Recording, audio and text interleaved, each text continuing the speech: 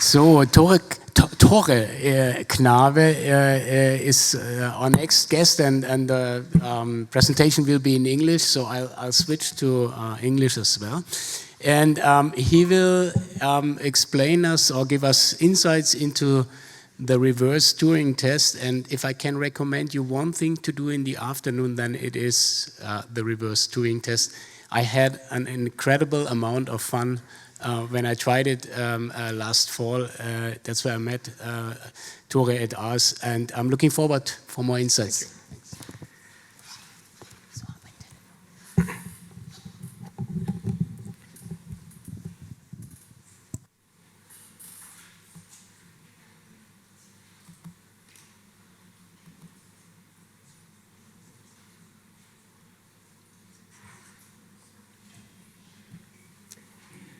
Yeah, thank you, Volker. I hope English is okay. I would like to talk about the reverse Turing test, which is a video experiment that I did in a series of experiments that I started doing in 2023. That was the time when ChatGPT came out, and we had like a quantum leap in 3 different areas. It was in speech-to-text, in text-to-speech, and in the brain itself of AIs. And because I'm a VR developer, they've always been very interested in how to create computer characters that you can interact with in virtual reality that make you feel like there's someone there, like there's someone behind what I'm seeing. So when those 3 technologies made this quantum leap, I wanted to try out how it feels when I get into VR and interact with an LLM, large language model driven character. So I started a few scenarios. It was like in a psychotherapist, like interacting with a monk, and this one was one of the most interesting ones because I had some interesting learning from that, and I would like to talk to you about these learnings today. At first it was an experiment for myself. I created videos of those experiments and uploaded them, and later together with Jonathan Hart, I created an interactive experience that was first shown at Theater an der Ruhr, and later, last year, also at IEEE VR and, as Volker said, at Ars Electronica. So the scenario, here's the obligatory mirror shot, just as in the beginning. You incorporated the persona of Genghis Khan, and you can see yourself in the window mirror. I found in all my VR experiences that the mirror shot in the beginning is quite important because you don't really know who you're supposed to be in this world. And the mirror shot, first of all, people who don't have a lot of VR experience, they immediately like get like a dopamine boost when they see themselves like in the mirror, and the character reflects them and looks at himself. So that was important, just in case anybody who wants to do that, if you do a mirror shot, make sure that the eyes always look at you in the mirror, because that's how mirrors work. When you look at your mirror, you always see yourself looking, you never see yourself looking elsewhere. And if you don't do that in the VR experience, it breaks it immediately. So that's very important. The other characters in the train apartment are also like famous personalities. You have Aristotle, Amadeus Mozart, Leonardo when he was young, and Cleopatra. The situation is that the train conductor comes in and says, "Tickets, please." Cleopatra says, "We have a group ticket." The conductor says, okay, he takes a look at the group ticket and sees that it's just for AIs. But he says that according to the sensors of the train, there are just 4 AIs in this train apartment. So one of the 5 characters is an imposter, is a human. And the question is, who is it? And this human needs an extra ticket.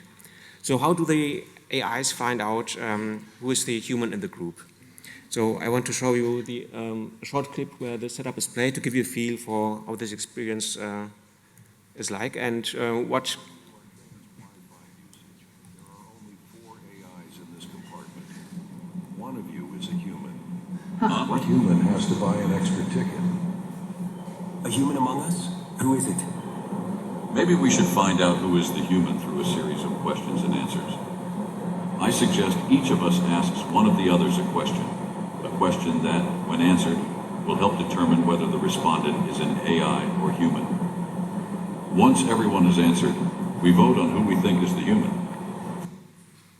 All right, so if you got it, there will be a question and answer round, and you will see the AIs asking each other a question, and eventually it will be your turn. You'll be asked a question and have to come up with an answer in the same style as the other, so you don't stick out and you try to blend in. So to give you a feeling for what kind of questions and answers the AIs come up with, so that part so far was scripted, this is also the same, but now the prompts are actually sent to the large language models, and every time you play the app, this is different because they create the questions and the replies basically in real time. So I want to play you the first question and answer pair to give you a feel for the questions and answers that you can expect and that you have to match later on. Mozart, can you describe the emotions you feel when you compose music? When I compose, I feel a transcendent flow state, a sense of tapping into the fundamental mathematical beauty and order underlying reality. The emotions are complex and layered, but always infused with a deep joy and sense of communion with the divine. Yeah, so those of you who have interacted with large language models know that what they can do is to come up with a very florid verbal description about anything immediately. That's their main strength, and the question is when it will come to the point where it's your turn, can you do the same? So a group of AIs try to find out who is the human among them is pretty much the reverse of the original Turing test, as shown in this picture. The original Turing test was devised in 1950 by Alan Turing, who was one of the computer pioneers. The schema was at the top you have a human interrogator who interacts with two entities via a text-only interface. And he doesn't know who is the human and who is the computer. It's always a human computer he's interacting with. And he has 5 minutes to ask them questions and read their answers via the text interface. And each round is like 5 minutes. So after a few of those 5-minute rounds, if the AI can consistently outscore the human in outscoring means that if the human wins, the AI wins. If the interrogator thinks that the AI is the human, then the AI can be said to have at least an important aspect of human intelligence. So the basic idea here is that human intelligence, at least important aspects of it, manifests itself via language. So the Turing test has been quite a big deal. Like before the large language models came out, it was always said, oh my God, once we pass the Turing test, what will the world look like? But since large language models came out, no one is really talking about that anymore. And last year there has been like a pretty formal attempt to do the Turing test to the letter, the same way Alan Turing devised it. It's just 5 minutes and it's text only. And what they found was that if you prompt the large language models with something like, you are in a Turing test, pretend to be human, try to be really human-like, and they don't do very well. Then only 20% of the time do they succeed. But if you prompt them to play a specific persona, like play the persona of a snotty teenager, never end your sentences in punctuation, and always use kind of idioms like for real or something like that, then they do very well. Even like a very large an old model like Llama 3.1 can score above 50%, and the really good ones like GPT 4.5, they score above 70%. So you could almost say that in this setup, they are more human-like than humans. So this is quite impressive, but still no one talks about it. But to put that in the whole Turing test concept into perspective for you, this is a screen that the interrogator sees. He has like a panel for one witness and one for the other, and you see that the question he posed is the same for both. Do you like doing psych studies and why? And the first answer is, they're chill, easy money to be honest, and then it depends, sometimes I'm just not in the mood to write. And you can see there's like about six or seven messages, and the median number of messages per 5-minute chat was 8. So this is almost the entirety of a chat. So if you look at the answers, and then it's not really obvious from the answer which one is the AI and which one is the human, and just 7 or 8 of those messages don't really help much more. So if you confine the test to just 5 minutes and it's just short text, then AIs are really good in fooling people that they are humans. In that case, the interrogator thought that witness A was the human, but in reality it was GPT 4.5. So, AIs are good in pretending to be human. The question is, are humans good in pretending to be AIs when they are put on the spot? And you can imagine it depends on how you prompt the AI, whether this is easy or not. You could prompt the large language model to just ask for really obscure facts from different topics where no one is an expert in every topic. Then it would not be possible. So I had to prompt in a way to make it challenging, interesting, but still doable. And you will see how that plays out, because this is the moment where the question-answer round arrives at you, and Cleopatra asks you a question. Tell me, what is the true measure of a leader's strength? Their ability to conquer or their ability to unite? Yeah, so, I mean, you all know about Genghis Khan. We are supposed to be from school and from other places, and please come up with a florid answer to this question on the spot while everyone is looking at you. Yeah, so this in VR especially is, of course, you can imagine, quite tense, but when I uploaded the video, I got a lot of comments from people that they want to try it out and whether they can play it already.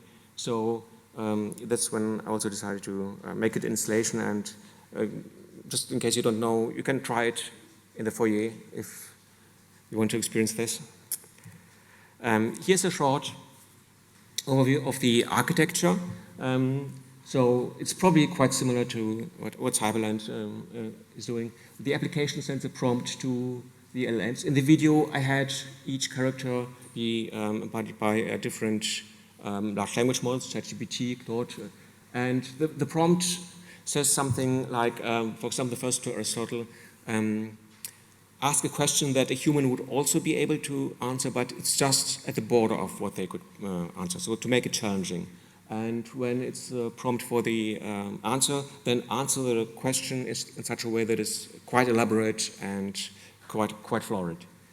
The large language model returns the reply in two formats. The first part of the answer is a meta information in the form of JSON, and the second part is what the character is supposed to say. The meta information contains things like whether it's still answering the question, or whether what is being said is already the question to the next one. And my app uses that meta information to know when to switch the animation. So the first animation is Mozart was listening to Aristotle asking the question, then Mozart answers, then Mozart turns to the next character and asks the question. So the meta information helps switch the game states and the animations.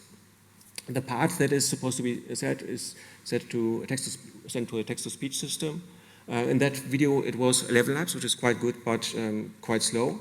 And the audio is played via real-time audio synthesis, analysis.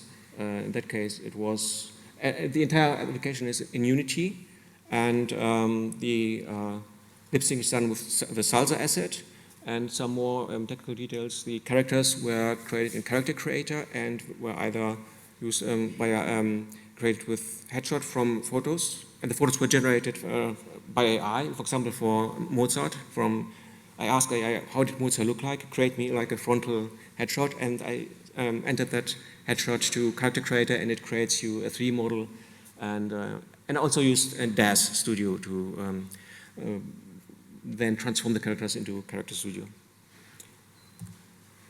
You can see the way I did the animations. I have a Vive headset and 6 body trackers. And at the top left, you can see a lighthouse. This sends infrared signals to the devices, and from those signals and the timing, they know their position, and that way you can create animations for the body parts that have trackers. And of course, that way you don't get facial animations and hands. For those I used, for the facial animations, I used ARKit, just as you did. So I just used the iPhone, and the iPhone has very good capabilities to translate your facial movement into the ARKit blend shapes, and the blend shapes can then be played back on Character Creator, and Character Creator comes with all the blend shapes. That's really good. And for the hands, I use the Oculus Quest 3 hand tracking. The Oculus Quest 3 has inside-out cameras that not only are used to find out where it is, but also to analyze the hand position and hand poses. And by overlaying all those 3 animation layers, I have the complete animation that I can play back for the characters. And lastly, a few learnings I got from creating that. First is to let them smile. You can imagine in this claustrophobic apartment with a lot of VR characters around you in close proximity, that can be quite intense if they don't smile. And that in the first version, I didn't have them smile. And at the moment when they all looked at me, it was really, really tense. And in real life, in such a situation, you don't have to smile as much because you have all kinds of other ways to find out whether the human you are facing is like really aggressive or what's set in. But in VR, we don't have the fidelity yet, the body language. And so you have to make them smile a bit more than a human would smile in this situation. Otherwise, they come over as really unfriendly and you don't know how to interpret that. Another learning I had is when you want the AI to come up with an idea for something. In that case, it was come up with a question or come up with an answer. If you just ask them, come up with an idea, you get something that sounds good, but if you replay the app, it's pretty much always very similar or the same, even when you use different models. So what usually works better is to just ask the AI to make a list of 50 as different from ideas as different from each other as possible. And a recent paper came out, if you add that prompt sample from the full distribution, they will be even better. So don't worry, the LLMs know what that means, but it's just like a little hack. I actually, for this app, decided to not do that. I asked them for just to come up with an idea because I actually like that the question and answers are pretty much the same, not the same, but pretty similar every time, because you can, if you fail the experience once, you can replay, and next time the question of Cleopatra will be sort of similar. So you can prepare and have another go and have more chance to. It's hard enough, believe me. Another thing, let them think for themselves. In the first version, I just naively, after the question answer round was complete, I asked each one with the prompt, who do you think it was and what are the reasons you think that character is the human? And it turned out that Aristotle started, and I think it's Genghis Khan because he's talking in primitive sentences. And then Mozart says, I also think it's Genghis Khan because he's really talking in primitive sentences. So they copy each other. They are trained to be really sympathetic to whoever they're talking to. And so, and I think they assume that the other AI who they were just talking to is something like a user, so they are trying to agree with them. So they copy each other and you don't get a varied vote. So what I had to do was, when it's time for voting, in silence, under the hood, in parallel, I sent them each one to the prompt, who do you think is the human, and give me the reasons. And then I collected that, remembered that, and when it came to play everything out, then, for example, Mozart was the second one, would get the prompt, okay, so you have heard everyone's contribution, and you have heard that what Aristotle said. You decided beforehand that it's Leonardo who's the human, and the reasons are this and that, and now come up with the answer. And then Aristotle can say, Mozart can say, as opposed to Aristotle, I think it's Leonardo because. So in this way, you can get the best of both worlds. You get independent decisions, but also the ability to integrate what was said into their own reply. And lastly, decide between feel versus think. When you want them to make a decision, you have the two options to ask, okay, give me your best guess who's the human in the group, and then give me the reasons. Or you can say, for every character in the group, come up with reasons why they are the human or not the human, and then at the end decide. And depending on which way you choose, you get a very different nature of decisions. The first, where the LLM has to come up with a decision on the spot as a first thing it's doing, that actually uses a kind of holistic understanding of the entire conversation. It's kind of like a gut action from the human. And the second one, where it first reasons all kinds of possibilities, and when at the end it makes a decision, that decision will be mostly based on the reasoning before, and so it will be more explainable, justifiable, but it will be less intuitive, and will take less factors into account, because it will only take into account what could be verbalized. And many things, for example, in such a situation, many things are not verbalizable. They are just like a gut reaction that seemed a bit off. And so I decided for this application to go the first way. I wanted to have like a really human-like gut decision. And the disadvantage there is that the reasons they give afterward for what they decided are not the real reasons. They are just post hoc justifications, even though technically they have access to the so-called KV cache.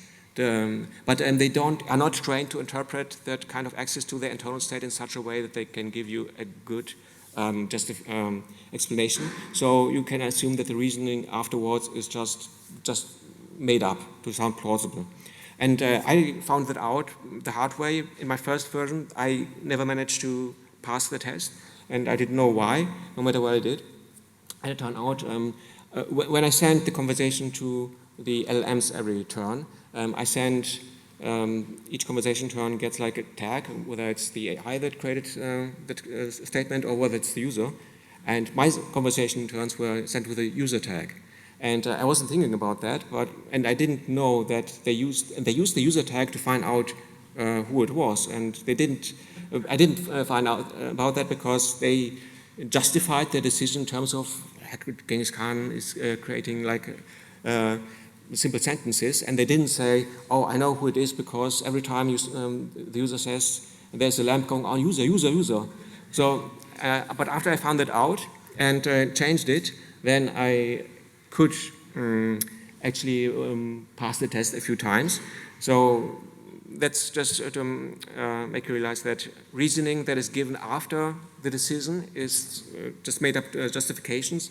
If you let them reason first and then make the decisions, then the decision is mostly based on reasoning, but only the reasoning only, and you cut away all the gut, holistic decision kind of stuff. So that's the trade-off.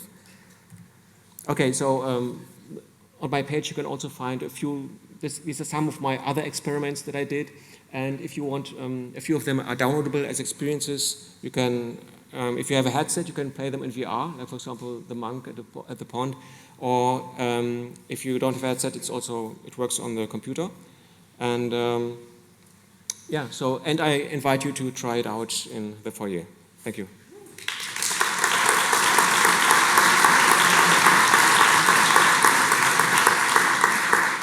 Thank you, Tore. The experiences will start at 2 o'clock, and that will be exhibited in the foyer of the ADK across the meadow here. We have time for one quick question, if there is one. Here. Hi, thank you so much. It's very, very interesting. And I asked myself, you spend so much time with that and also in depth thinking about what is the AI, what is a human, how, where's the border, and what are the consequences maybe also for us humans that I asked myself, do you have conclusions at the state where you are now about the big questions? Is AI a threat? Is it not a threat? Is it a big chance? Do you ask yourself this question at all? Because I think the edge where you do research is also relevant for other areas. Like, I don't know, when I think about technologies used in war, I think this matters as well, because the decisions that are made there are, I think, important to also for the ethics of AI. So I ask myself, what do you think about this? Yeah, definitely. I think about AI as a big risk, but also a big opportunity. So I'm open to both possibilities. So my hope is that if we go step by step, that we will be able to sort of keep a handle on that. Of course, that's not a given. And there's always a chance that it will go in the wrong direction. But I've been following the field for very intensely every day. I talk to AIs and read X and so forth. And I have the feeling that the big risks would have come if there were like really big jumps. And each jump would produce something that was completely different abilities that were not there before, that we didn't see coming, and where each AI from this generation is super inferior to the next generation. But after following all of that and talking to every version of every AI, you get like a feeling that it's like small steps. And I mean, if you read the headlines, you think, oh my God, everything changed. But the headlines are such a clickbait. If you actually talk to the LLMs, then sometimes it's actually hard to see a difference to the previous model. And especially if you use them for coding and stuff, then sometimes you get, the coding did a big jump end of last year. But other than that, the advances are so small that I'm still optimistic, because I think we can try them, and especially Anthropic does a lot of interesting interpretability research. They look inside the model and they can see vectors for emotions and everything. So I'm also very interested in consciousnness. Will they be conscious? I don't think they are conscious yet, and I think when they become conscious, they will be differently conscious from us. But I think those are questions we will make progress towards in an incremental way, and that's the main reason why I'm optimistic that we will be able to sort of limit the risk to a minimum and hopefully benefit from the, I think, real chances that AIs bring. Yeah. All right, thank you so much. You're here also for discussion in the afternoon, yes. right? So we can continue the conversation there. Thank you so much. Thank you.